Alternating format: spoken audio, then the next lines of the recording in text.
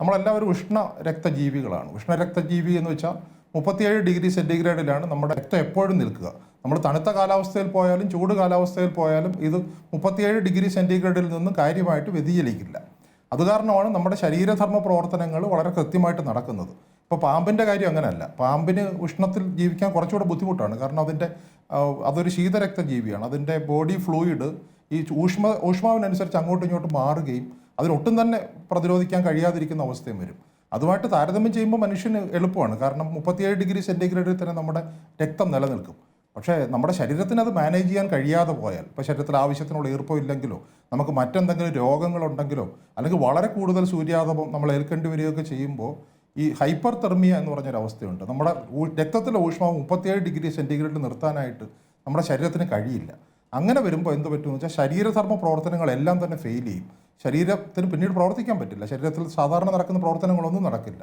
അതീ പറഞ്ഞ കിഡ്നി, ഹൃദയം തുടങ്ങിയ അവയവങ്ങളെല്ലാം ബാധിക്കുകയും ആൾ പെട്ടെന്ന് മരണപ്പെട്ടു പോവുകയും ചെയ്യാനുള്ള സാധ്യതയുണ്ട്. റൈറ്റ്. ഈ ചൂട് വരുന്ന സമയത്തെ നമ്മൾ എങ്ങനെയാണത് ജീവിതശൈലി ക്രമീകരിക്കേണ്ടത് എന്നൊരു ചോദ്യം കൂടിയുണ്ട്. ധാരാളം വെള്ളം കുടിക്കണമെന്നൊക്കെ നമ്മൾ പറയും. കോട്ടൺ വസ്ത്രങ്ങൾ, അയഞ്ഞ കോട്ടൺ വസ്ത്രങ്ങളൊക്കെ ധരിക്കുക, 11 മണി മുതൽ 3 മണി വരെ നേരിട്ട് സൂര്യപ്രകാശത്തിൻ്റെ കീഴിലേക്ക് വരാതിരിക്കുക, അൾട്രാവയലറ്റ് ഇൻഡെക്സ്, UV ഇൻഡെക്സ് കൂടി നിൽക്കുന്നൊരു സാഹചര്യമുണ്ട്. അപ്പോൾ നമുക്ക് എങ്ങനെയാണ് പൊതുജനങ്ങളെ ഒന്ന് ബോധവൽക്കരിക്കാൻ പറ്റുക? നിങ്ങളുടെ ജീവിതശൈലിയിൽ എങ്ങനെയാണ് ഒരു മാറ്റം വരുത്തേണ്ടത് ഈ ഉഷ്ണകാലത്ത് ഈ ചൂട് കൂടുമ്പോൾ? തീർച്ചയായിട്ടും അരുൺ പറഞ്ഞതൊക്കെ തന്നെയാണ് ഇത് നമുക്ക് ശ്രദ്ധിക്കേണ്ട ഏറ്റവും പ്രധാനപ്പെട്ട കാര്യം.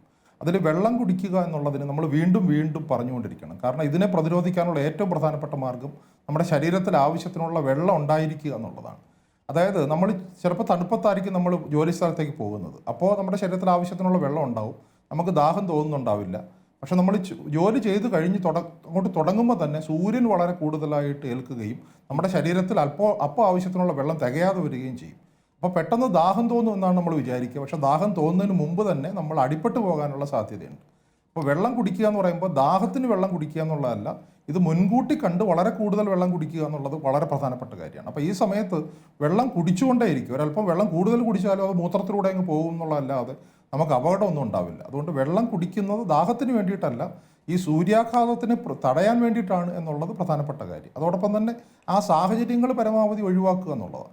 പിന്നെ പൊതുവെ നമ്മൾ കൊടുക്കുന്ന ഒരു ഇംപ്രഷൻ ഈ സൂര്യാഘാതം സൂര്യനുമായിട്ട് നേരിട്ട് തീർത്തോളൂ. സൂര്യാഘാതം സൂര്യനുമായിട്ട് നേരിട്ട് അടിച്ചാൽ മാത്രമേ ഉണ്ടാവുകയുള്ളൂ എന്നുള്ളൊരു ഇംപ്രഷൻ നമ്മൾ കൊടുക്കുന്നുണ്ട്. ചിലപ്പോൾ അങ്ങനെ ആകണമെന്നില്ല. ഈ മുറിക്കുള്ളിൽ പോലും സൂര്യാഘാതം ഏൽക്കാം. പ്രത്യേകിച്ചും നമുക്ക് മറ്റെന്തെങ്കിലും ആരോഗ്യ പ്രശ്നങ്ങളുണ്ട്.